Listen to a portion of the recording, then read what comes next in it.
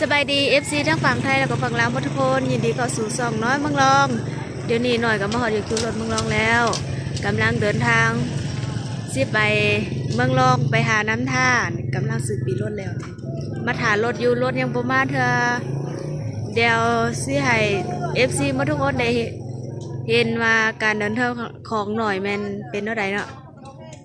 เดี๋ยวดึงขึ้นรถแล้วก็สิให้เบิ่งนี่ซื้อปีรถแล้ว140,000 กีบเดี๋ยวนี้ราคาเพิ่นเพราะว่าน้ำมันมันแพงรถก็เต็มแล้วหน่อยได้ถ่าคิวรถคิว2จึงได้ไปคิว1มันเต็มแล้วมาบ่ทันผู้ซื้อมาเสาร์แล้วได้แต่บ่ทัน ได้ถ่ารถคิวรถเมืองรอง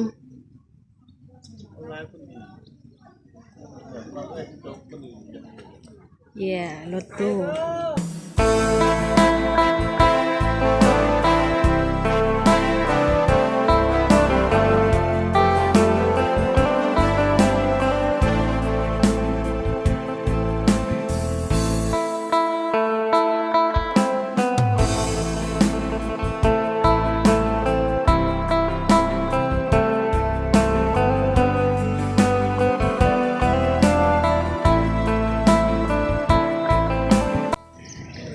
เพื่อนดีกับพ่ออยู่คือรถลงน้ำท่าแล้วเนี่ยกำลังจังรถตุกๆไปสนามบิน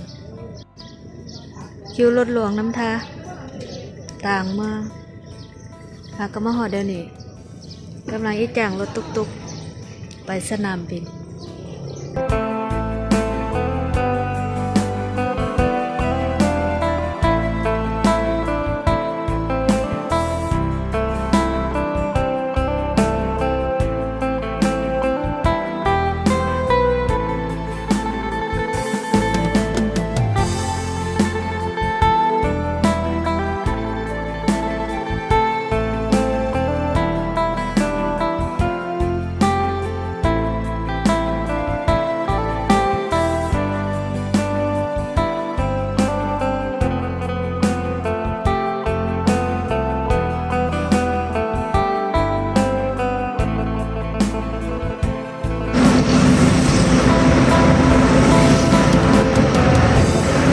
ข้าวเปียกคือเกา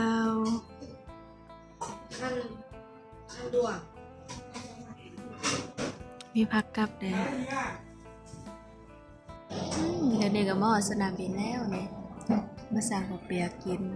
ข้าวเปียกก่อนอยากกินข้าวแห้งนี่เดี๋ยวนี้ก็มาสนามบินแล้วหน่อยก็ได้ซื้อปีอยู่นี่หน่อยจองปีโยนเต็มหมู่บ้านแล้ว630,000 กีบจองขึ้นรถนะเดี๋ยวนี้มาหอดแล้วก็ไปกินข้าวแกงมาว่าถาม10,000แล้ว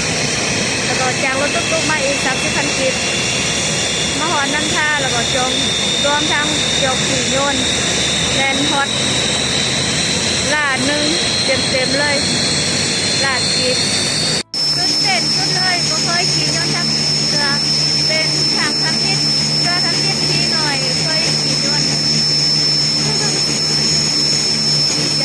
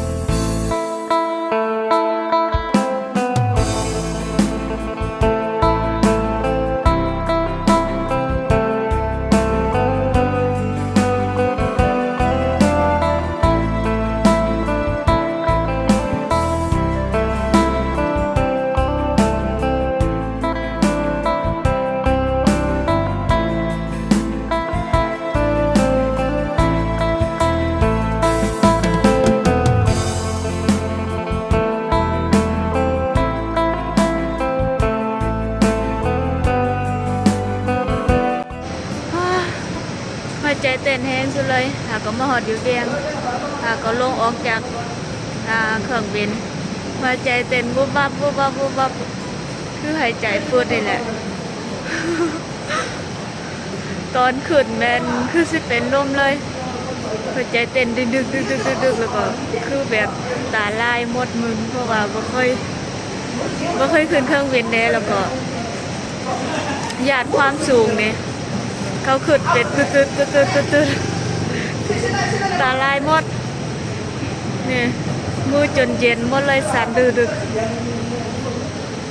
ตอนขึ้นอยู่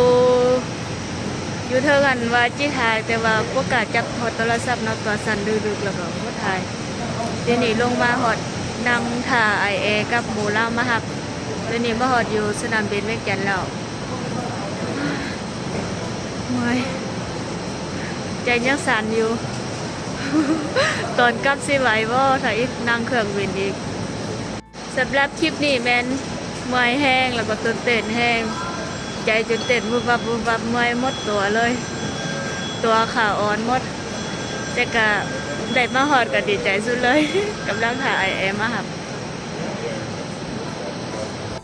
ถ่ายไอเอมาหับเดี๋ยวนี้ก็ไอเอก็มาหอดแล้ว